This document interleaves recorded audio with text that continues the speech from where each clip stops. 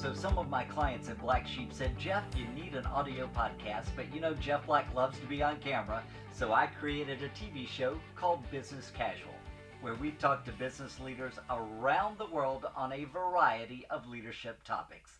Make sure you watch Business Casual with Jeff Black. Welcome to our inaugural, our pilot edition of Business Casual with Jeff Black. I even went out and bought a new outfit for this event. To our 12 viewers, okay, maybe we got 13 watching. We're glad to have all of you here. And I'm honored to have for our first guest, Ernest Marshall. He's the Chief Human Resources Officer for Eaton Corporation. And Ernest, thank you so much for being with us today. We very much appreciate you joining us for this first. Now, Ernest, go ahead and admit it. You're honored. I mean, this is big time television. I am honored. Anytime I can sit down and have a conversation with Jeffrey Black, I dropped everything, moved everything around, and told my CEO I had to run downstairs to get on this call. So okay, Jeff Black, when you call me, I answer, my man. You heard that here first. Okay, who cares what the CEO thinks? Jeff Black calls, you listen. Thank you, my man. I appreciate that. I've got a series of questions. This is a show about business and casual, a little bit of fun, a little bit of lessons. Let's start with a lesson for those who are joining us for our first session. And let me ask you this, just from a leadership perspective, Ernest, what defined your first big career break? What would that be? What do you think was that defining moment for you that really sent your career in a great direction? Jeffrey, I think it was a couple things early on, and I'd love to tell you they were planned, but they were probably more luck than anything else. And I started with GE, as you know, where we first met, and I went in with this mentality that I'm going to do everything I can do to learn and to build my skills. I wasn't going to worry about compensation. I wasn't going to worry about what level it was. I was just going to go in and do everything possible to perform well and learn. And I was just lucky early on. I had a great boss named Barb Wow at G Capital at the time, who put me in a situation where I was it was a capital business. So I was in this collections department and I was reporting to someone. That person actually went out on maternity leave. And so Barb came over and I said, okay, what are you going to do? Who am I going to report to now? She said, you're going to do it. And I said, what do you mean I'm going to do it? She said, you're going to do it. And I said, until we find a new person. She said, no, I think you can do it. And literally just walked away. And I remember sitting there in that cubicle at the time saying, what am I going to do? So Ernest, some would say that, we have to fake it till we make it. But in essence, we have to learn it till we can make it, right? Yeah, you have to learn it to earn it. I mean, there you go. Learn it to earn it. It's very, I tell people all the time, your performance drives your image and exposure. I mean, it really, really does. And that shadow that gets cast about you, whatever line of work you do, is really based on kind of who you are, what you've learned, and then how you give back those things to other people. Well, that's a perfect segue into my next question for you. That's a TV anchor comment segue. So Ernest, I'm going to tell a story about you. So many years ago, when you were at GE, you called me and said, Jeff, I want you to come and do a program on executive presence. And I'm on the phone with you and I'm making notes and I'm like, okay, Ernest, what does that mean? It was a little bit of dead silence. And you said, I'm not really sure, but everybody's talking about it at GE, so we must need a program. So there you go. So today, fast forward, as we've learned more about executive presence, fill in the blank for me, please, sir. Executive presence to me means? Yeah, and I'm going to, I was younger in my career, and you do great work in this space, and I think you do a nice job, Jeffrey, of defining it. But executive presence for people is nebulous, and I still think it is when people talk about it without really defining it. And so I'm going to reframe it a bit for our conversation. And I'd say, when I think of executive presence, I ask the question, how can I be a good person? So when I think of executive presence, the formative elements of that for me were defined by my grandfather, Daddy Jack, and I always call it Daddy Jack leadership when I talk to other people. And so what executive presence really means, it's someone who listens to you, right? It's someone who cheers for you. It's someone who sees more in you than you see in yourself. So they're a fan. And how does that translate into executive presence? And that, really what that really is how do you treat people? This guy is good, but that's why he's here where he is now. Nothing like putting him on the spot, but I think it's time for a little test. So, Ernest, on a scale of 1 to 10, 1 not being so good, 10 being the best, how would you rate your executive presence?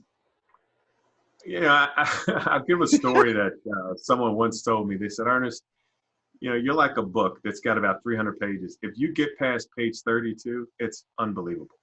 And I think part of it has been, part of it is how you were raised. And I think initially when I meet people, I'm a little bit cautious, but I can tell you unequivocally, and it's my mom in me.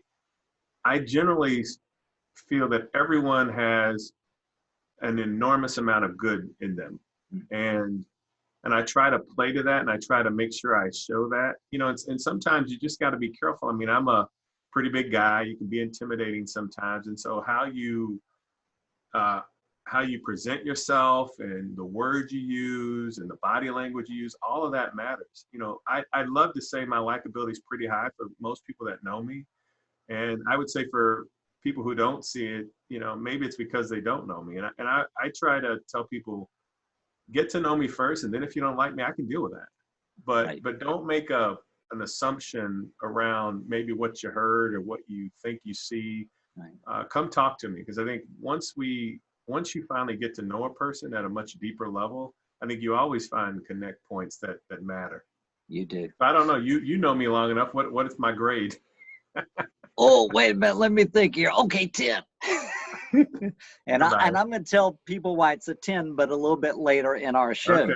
I've got my Ernest Marshall story. Don't you worry. Ernest, let me ask you this question. You're the top HR leader at Eaton. You've had this opportunity at other companies such as GE. What are those, if you were going to give people 3 tips for a good interview, for a good job interview, what would be those 2 or 3 tips you would encourage people to do as they're coming in to meet with you or an HR leader at a company? It's amazing, Jeffrey, when I interview some people sometime that don't know themselves. And I spend, when I do interviews, I generally don't do anything less than 90 minutes. On occasion, I'll do 60. And why is that important? When I do an interview, I just had one of these the other day, and I think it stunned the person, is I spend about 30 minutes on life from kind of 0 to probably 21. Okay. Early influences, where they struggled, why did they do certain things they did when they were younger? Who were their role models? Because I think you do learn a lot about a person based on how they grew up and were raised early in life. And it's amazing sometimes how uncomfortable people are when you start to have those conversations. So I think that, one of the things I say is just know yourself and know what you've kind of been through.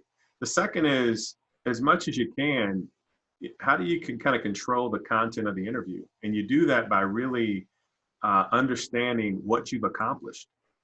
And not so much, I did this, but I always ask myself a question: when you make that statement, then put behind it which led to what, because that's the accomplishment. So how do you really demonstrate that you've added real tangible benefits to an organization? So what are your legacy items? Those are the kinds of things. And I'd say also do your homework. When you go into, do your homework on the people you're talking to, do your homework on the company, whether it's public, private, whatever it happens to be.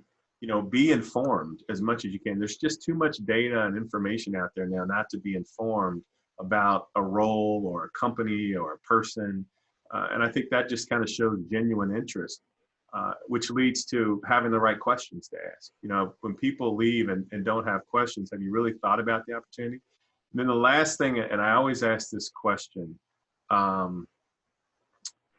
is be able to really explain what you're not good at. That's hard for people. Sure. And I ask it more eloquently than that. But the reality is, we're not all great at everything, and so you can make progress on things. But what are those things that you're really working on to make you a more effective leader and or person? Wonderful. Now, thank you for those 3 tips. We're often now doing interviews via Zoom, right? Long before the person ever gets to you. Any thoughts or suggestions about what they need to do whenever that, especially that first interview, is done virtually? Yeah, I think the technology has actually been fantastic. I mean, I just did some pretty senior level interviews. We wrapped up last week, and I think they worked well. I mean, the thing that you got to make sure you can do on these virtual calls is it's the nuances of things. Now, you and I know each other, so we can play quite well, but Right. but I think that ensuring that you're comfortable, the environment, the surroundings are comfortable. You still do the same thing. You can still do small talk when you have Sure. these virtual interviews and kind of warm ups and those kind of things, and be genuinely interested in the person. You can ask questions to kind of better understand who they are rather than just jumping right in, because you don't get to meet people in the office, the assistant, where you can talk about things and kind of loosen up. So I'd say just the technology is great. It's really no different. I mean, find a way to make each other feel comfortable in the interview setting, and that goes a long way. Most people who are not skilled at interview, because not everybody does. A lot of people don't interview a lot like I do, but research will tell you most people make a decision in the first 30 seconds. Right. So then what does that say about virtue? That means, you've got to really try to make a pretty informal connection with a person right away, especially virtually. Right. And for me, you got to look as good as me, right? I mean, that's impossible, but you can try. I mean, Jeffrey Black sets the standard. Matter of fact, I have your photo here. I should have pulled out that I've got a photo of Jeffrey Black when you were a tad bit younger. Botox is a beautiful thing.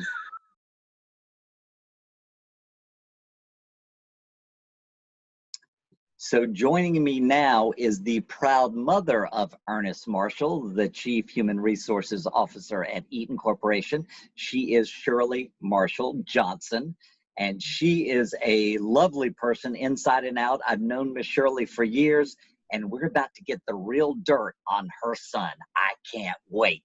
And Miss Shirley, let me say, first of all, I've met you before, and you're just a lovely, lovely person inside and out. Thank you. As I asked that question, how come Ernest turned out the way he did? I get that a lot. I get that a lot. Basically, Ernest just, he was just born that way. He just, it's in a lot of instances, it's like he's been here before. And it started very young. Yeah, he started out very independent. Okay. And just made his own way, social butterfly. Absolutely. Miss Shirley, tell us about a time, if you would, when Ernest was young. When did you realize that there were great leadership qualities in your son? What was that defining moment, perhaps when he was a little boy? That would be his first day ever of going to daycare. And he was dressed matching coat and hat, and he had his little lunchbox. Of course, we would expect no less, matching coat and hat, because that's how Ernest plays. Of course. Yes, ma'am. And it was like a little long walkway to get to the daycare van, and he walked like he was going to work or he was going to go run a business. And he never looked back, and that was his first day away from me. So well, I know it was tough on you, but I'm not surprised he walked out that door with confidence, right? Because that's how he is. I am sure that he thought of that lunchbox as really his briefcase, because the reality is he was probably running the daycare center by the time he was 3 years old, because that's just what we deal with when we're talking about Ernest Marshall.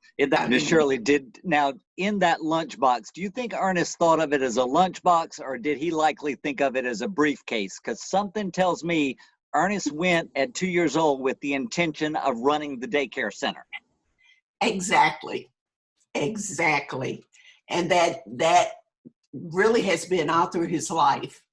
I mean, he just, if he went to a camp or in school or some club or whatever. And I mean, still at, underage and under me. And it was like, and I'd go pick him up and they'd go, oh, we just love him.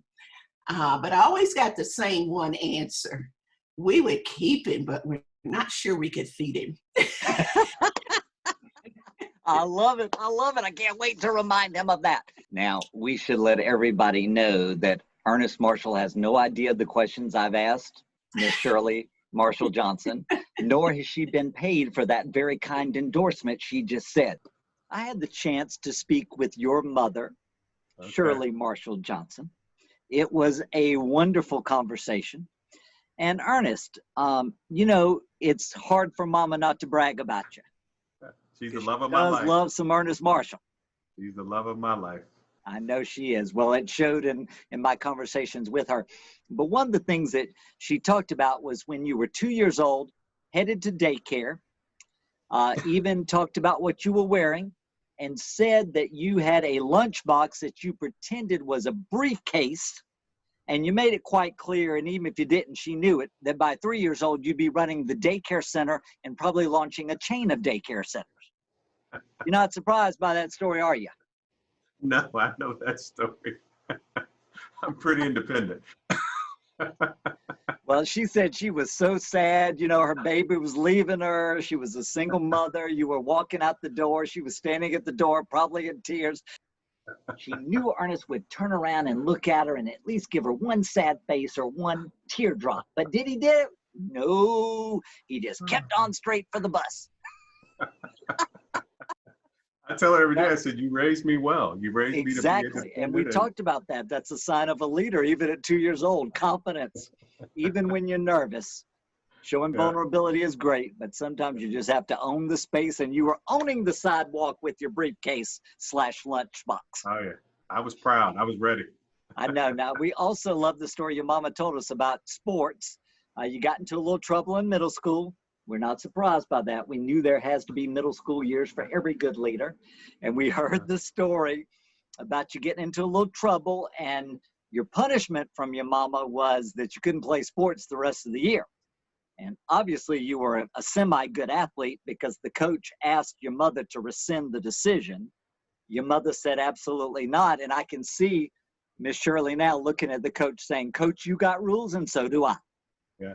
And her rules trump everybody's rules. Say that again.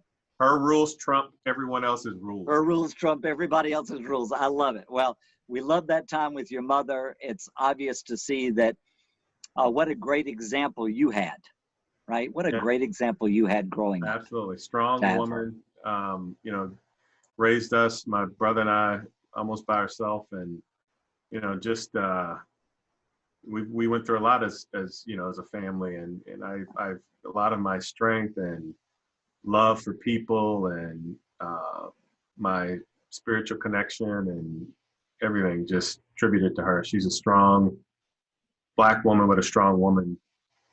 And, she and I talk all the time, and she's still the foundation, I think, of our family in so many ways.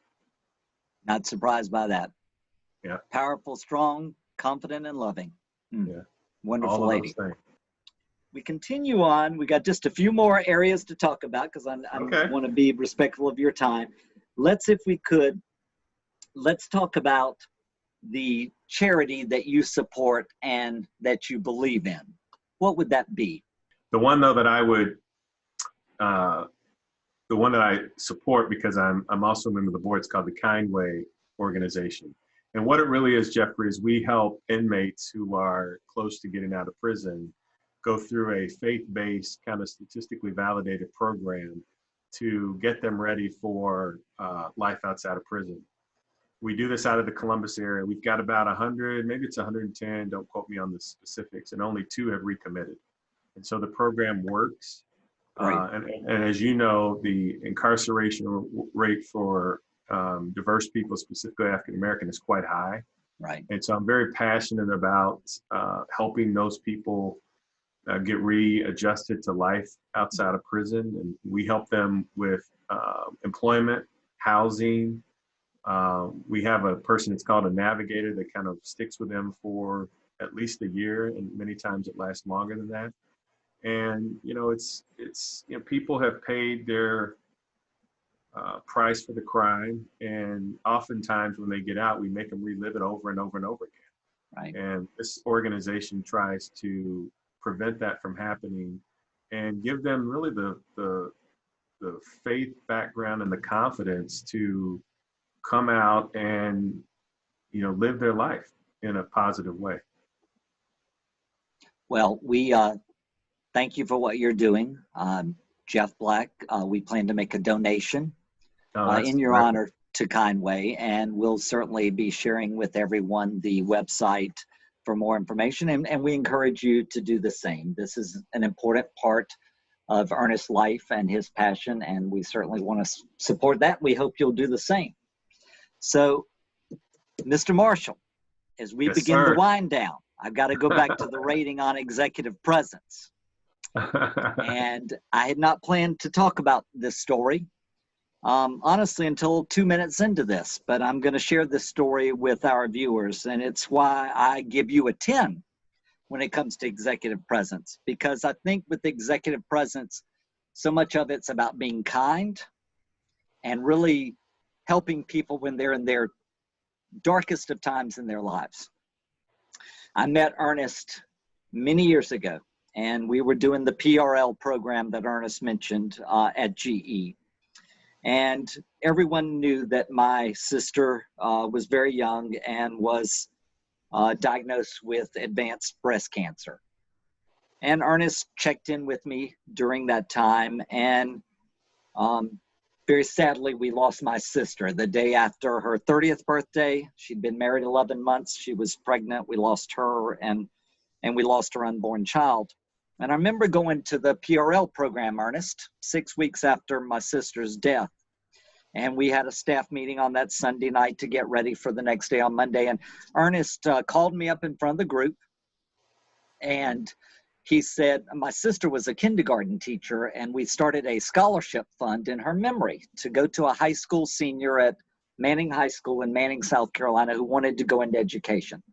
Ernest was aware of this, but what the big shock was, folks, and why you get the 10, my man, on the executive presence level, is because he called me up at this meeting and said, Jeff, on behalf of everyone here at our company that knows you and that cares about you, we're so sorry for your loss. And we have gone out and we have collected checks, personal checks. These were not company checks, totaling more than $1,600 to go to my sister's scholarship fund. I don't know if you remember that. I do. But that was a defining moment for me about what real leadership is. To take care of people when they are struggling the most. And while I maybe had the TV face you like to joke about, I was struggling inside. Yeah. And for you to have taken the time and to gone out to those people and collected that money was one of those life-changing things that I have never forgotten and am so incredibly grateful. So you have my admiration, my respect, and my love for doing that, Ernest. Yeah. And let me add a footnote to that. When we heard and we went out to ask people to contribute, when I said your name, they were signing their signature on the check. I think that's a testament to who you are and what we all believed at that moment in time. And I remember it specifically was, if she is an ounce of the person Jeffrey Black is, she deserves 1,600 times 16 million. And we were just so thankful to do it. The thing that I wished in my life at the time we were doing it is I could have met her. But having met your wife and your daughter and your son, I think I know the kind of person she was. And she often comes to my mind because I know how important she was to you.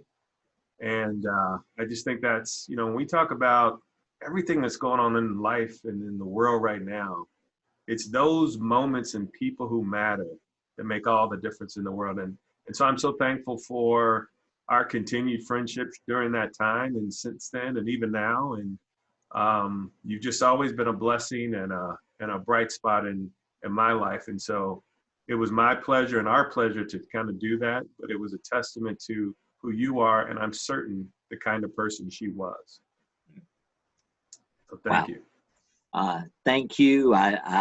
This was not exactly how I expected our first episode to end, but I can't think of a more meaningful way for it to end, because that's what true leadership is: caring for others, being authentic, being empathetic when people need it the most.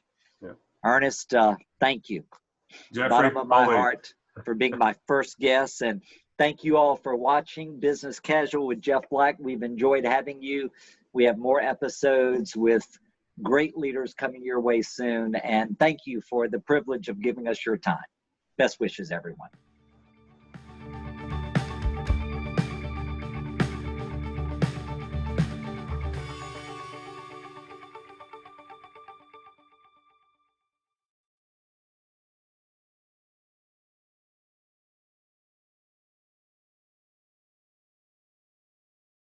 Now, so Ms. Shirley, you know, I hate to tell Ernest some of this because I'm afraid the head will get big, right? It'll get big because it's hard not to love him. But now I need you to tell us about a time when Ernest was not the perfect angel, because I have to think at some point when he was young, you must have had a couple of issues with him. So go ahead, pour your heart out to Jeff Black. I'm listening. Yes. You know, sports was a big thing. I was a single mom, and at 5 they could play t-ball. So sports was all the way through college, and but you know, there were certain rules and there were certain consequences. So. Now I think everyone, the story is about to get really good. We're about to hear some consequences of Ernest Marshall. Okay, continue on, Miss Shirley. We can't wait. Now we're getting to the juicy part. Well, you know, kids will be kids. And so I think it was him and another student, and they decided that they was going to take something out of this kid's locker. And not to take it or to steal it, but to hide it. And I think the kid was pretty upset. So I usually make myself well known to parents and teachers. And so when the parent called me, I said, okay, I'll take care of that. You know, let me talk to him first. So anyway, it all turned out to be true. So I took him to the school, and as a matter of fact, the school didn't know anything about it. And they said, wow, we're not used to parents like you. And I'm like, well, you better get used to this one. Does this tell us something about how Ernest Marshall is today because of how his mother was all those years ago with him? I love it. All right, let's continue on. So, you know, and I told him the situation and everything, and the coach was in the meeting along with the principal and assistant principal. And I said, this is a rule that requires a consequence that he already knows about. I said, so he will not complete the sports year. And the coach, I mean, I think he stopped breathing. His mouth was wide open. And so, you know, they was like, well, you know, you came, we didn't know about it, and everything's okay. You know, the boy got his whatever back. And I said, yeah, that's all well and good. I said, but I want to nip it in the bud now. I said, ooh, I don't ever want anything to get serious. And if I tell them there are rules and then I tell them there's consequences and I don't follow through, then I'm going to be in trouble. So the coach begged and begged, I mean, for a long time. And I walked out the door. He was still begging. And then finally the coach said to me, he said, as hard as this is on me, he said, I understand and appreciate what you're doing, because I had parents like that. So, yeah, Wow. that was Well, that was a big consequence for him. something tells me, everyone, that you don't mess with Miss Shirley Marshall Johnson when it comes to the rules, especially you, Ernest Marshall. That's what I'm taking away from this story, Miss Shirley. Yes. Yes. Now it's time to talk a little bit about fashion, because when we think about business casual, we think about what to wear, what not to wear. All these things matter. With business casual today, Ernest, as you well know, almost anything goes. The lines are very blurred.